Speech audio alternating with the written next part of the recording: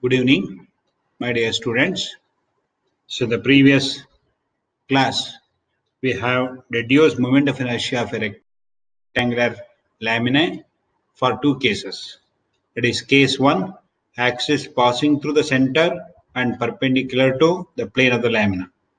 And second case, axis passing through the center in the plane of the lamina but perpendicular to its length. Now the third case, moment of inertia about an axis passing through the center and perpendicular to its breadth. Just similar to previous case, that is case B. Here also we can work out. So here in the figure, ABCD is a rectangular plate.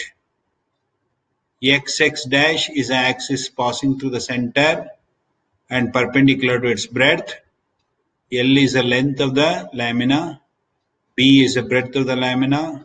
So from the axis XX dash to one end of the lamina, the distance is B by 2, and let us consider a small elemental section as a rectangular strip at a distance Y from the axis, and let dx be its thickness. O is the center of the rectangular plate. This is the explanation part.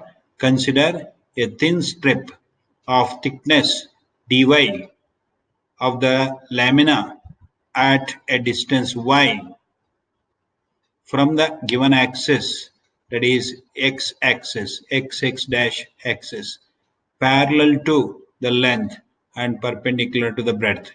Let m, small m, be the mass per unit area. The whole lamina may be supposed to be made up of a number of such thin strips parallel to the x-axis. Therefore, mass of the strip is m into L into dy. M is mass per unit length, mass per unit volume into volume of that rectangular strip is L into dy.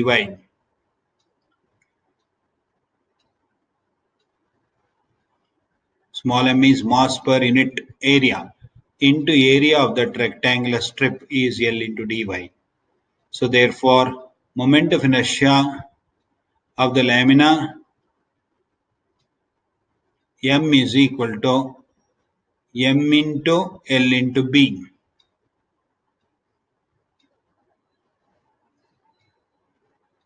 Mass of the lamina m into L into b. This is not moment of inertia, this is mass. Please correct it. Mass of the lamina m is m into L into b. Therefore, moment of inertia of the lamina about the axis xx dash is Ix is equal to integral m into L into dy into y square. Between the limits y is equal to minus b by 2 to y is equal to plus b by 2. So take out m into L outside. So y square into dx, y square into dy within the integration. After integration, it becomes y cube by 3. Between the limits, y is equal to minus b by 2 to plus b by 2. So substitute the limits, ml by 3 into b cube by 8 plus b cube by 8. If you simplify further, it becomes ml by 3 into b cube by 4. That is ml b cube by 12, but m into L into b is mass of the rectangular lamina. Therefore, Ix is mb square by 12. In the previous case, we got I is equal to ml square by 12. In this case, moment of inertia about an axis passing through the center in the plane of the rectangular lamina and perpendicular to the breadth. It is mb square by 12. And radius of gyration k is equal to square root of b by square root of 12. The equation 6 gives you radius of gyration. So this is about the derivation part, and this is a conclusion. Moment of inertia of some commonly used bodies. I think I have seen objects like this. This is a cylindrical ring, cylindrical shell, hoop or cylindrical shell. Moment of inertia about an axis passing through its center and perpendicular to its plane. It is mr square. And hollow cylinder, this is for solid cylinder, and this is for hollow cylinder. Moment of inertia about center of mass is half m into r1 square plus r2 square, where r1 is the internal radius, r2 is the external radius.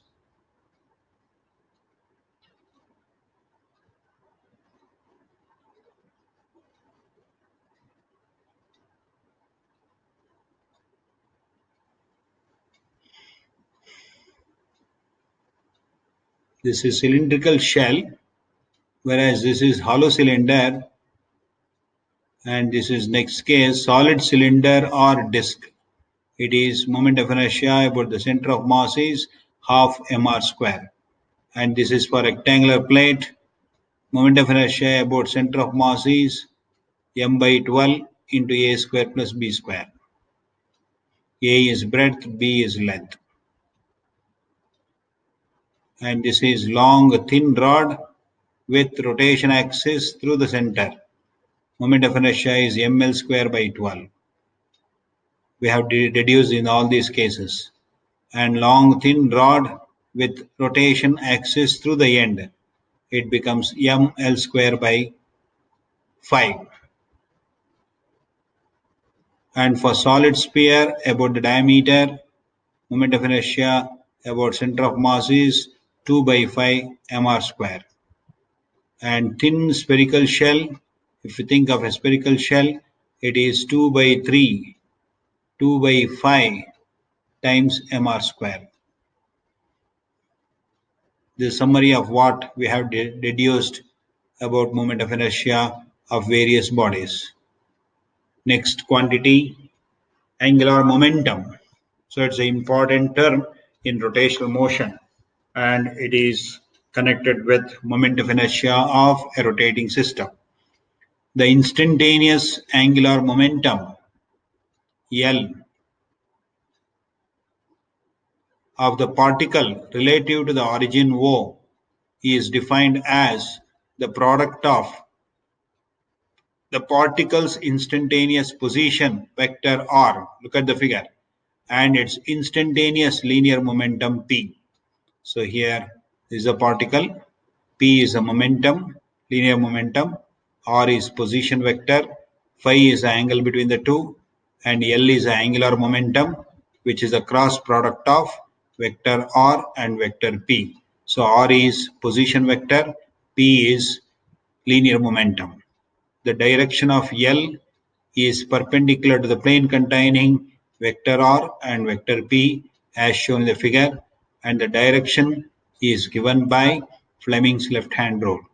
In the figure, r vector and p vector are in the xy plane. Therefore, L acts along positive z-axis. Since vector p, linear momentum, is m into vector e, vector v, v means velocity, mass into velocity is linear momentum. The magnitude of L is given by L is equal to mvr into sine phi, that is cross product. From cross product, mv r into sine phi. So, but v is r omega, therefore it becomes m omega square r into sine phi. So here I am substituting v is equal to r omega. We get this m r square m omega square r into sine phi, where phi is the angle between vector r and vector p as shown in the figure. If phi is 90 degree, then L is equal to mvr, or L is equal to m omega square r. That is the magnitude of angular momentum.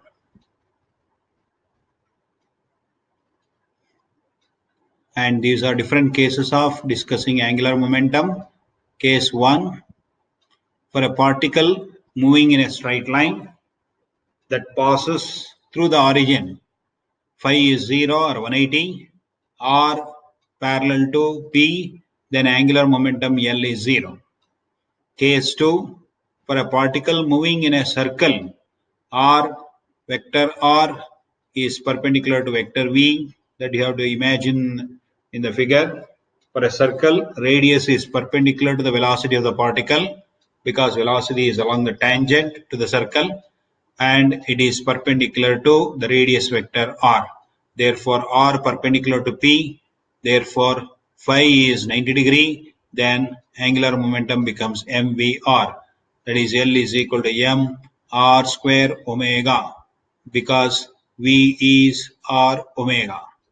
But mr square is I, the moment of inertia of the particle, therefore L is equal to I into omega, that is magnitude of the angular momentum of a body about a given axis is a product of moment of inertia of the body about the axis and angular speed or angular velocity omega about that axis.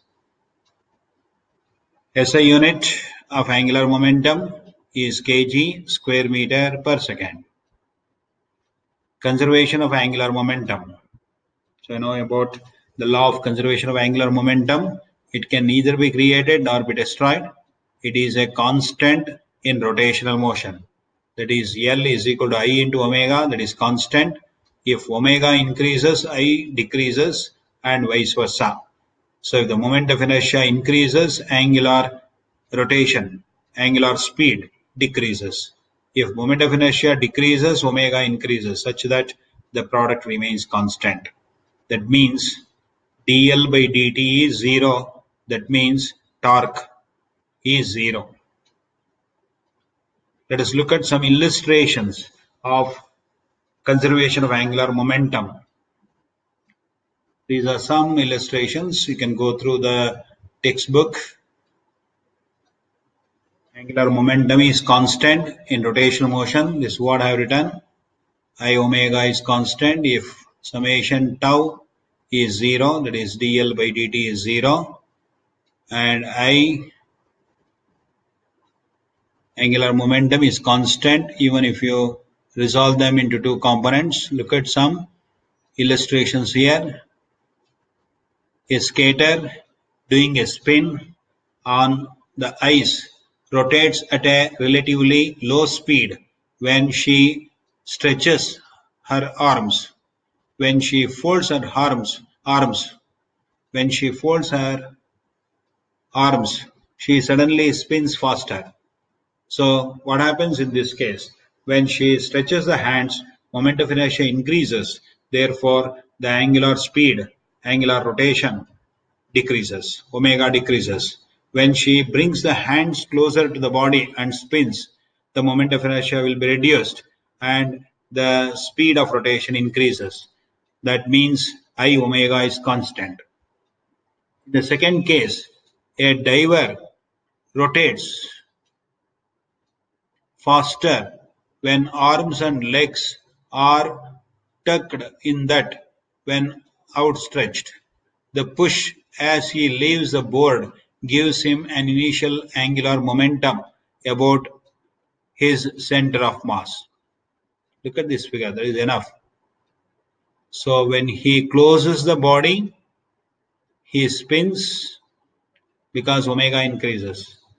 When he or she dives into the swimming pool with straight body, moment of inertia will be more and the rotation will be less.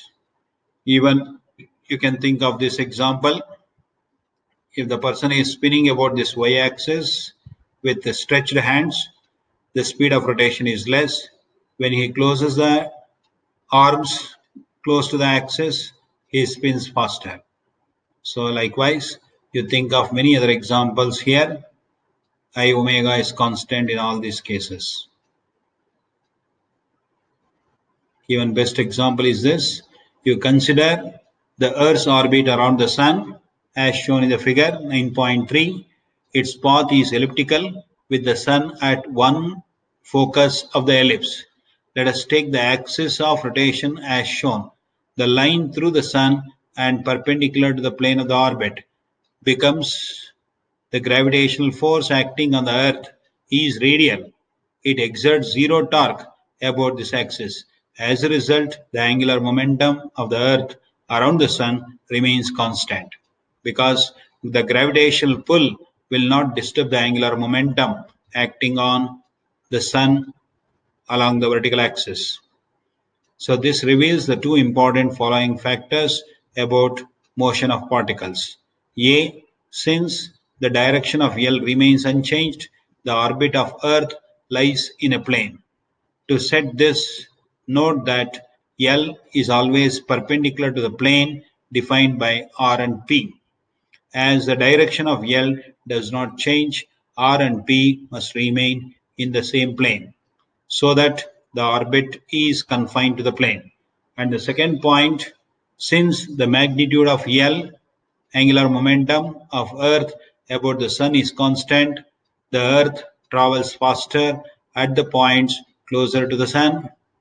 When the planet is near the Sun, its moment of inertia about the axis of rotation decreases. Since the angular momentum of the Earth about the Sun remains constant, the angular velocity of the Earth must increase. Reverse happens should the Earth travel around the Sun. So this completes the content of the chapter Moment of Inertia, which is quite a big chapter. I think it is a 9 hours topic. One more lesson is left, that is waves.